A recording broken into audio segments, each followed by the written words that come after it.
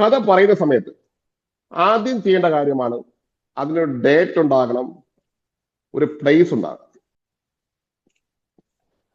നിങ്ങളുടെ സംഭവം, നിങ്ങളുടെ ജീവിതത്തിൽ ഉണ്ടാകുന്ന കസ്റ്റമറുടെ അനുഭവങ്ങൾ ഒരു ഡേറ്റും ഒരു സ്ഥലവും വെച്ച് പറയാം.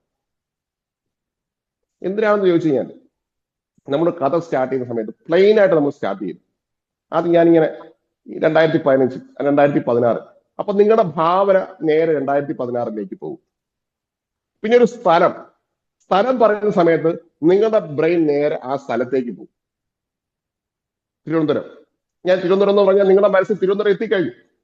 അടുത്ത മൂന്നാമത്തെ കാര്യമാണ് ഇതിനൊരു ഹീറോ ഉണ്ടാകണം, ഒരു നായകൻ ഉണ്ടാകണം. നായകൻ അപ്പൊ ശരിക്കും നമ്മളാണ് നായകൻ അല്ല. നമ്മുടെ ഉൽപ്പന്നം വിൽക്കുന്ന ഒരു ആളാണെങ്കിൽ നായകൻ കസ്റ്റമറിനെ പോലെയുള്ള ഒരാളായിരിക്കും. ആവശ്യക്കാരൻ കസ്റ്റമറാണ്. കസ്റ്റമറിന്റെ സ്വഭാവമുള്ള ഹീറോ ഉണ്ടാകണം എന്നുള്ളതാണ് മൂന്നാമത്തെ കാര്യം. നമ്മുടെ മുന്നിൽ വരുന്ന കസ്റ്റമർക്ക് അനുയോജ്യമായ ഹീറോ, അവന്റെ സ്വഭാവ വൈശിഷ്ട്യമുള്ള, അവന്റെ ആവശ്യമുള്ള ഒരു ഹീറോ അവിടെ ഉണ്ടാക്കണം. ഇനി മൂന്നാമത്തെ കാര്യമാണ് അവനൊരു പ്രോബ്ലം ഉണ്ടാകണം.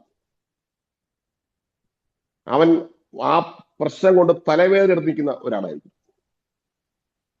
ഇനി അടുത്താണ് അതിന്റെ സൊല്യൂഷനാണ്.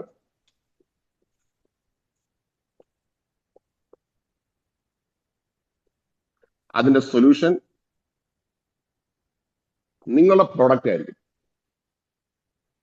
ആ പ്രശ്നത്തിന് പരിഹാരം നിങ്ങളുടെ പ്രൊഡക്റ്റ് ആണ്. കഥ ഈസ് പെർഫെക്റ്റ്. ശ്രദ്ധിക്കുക.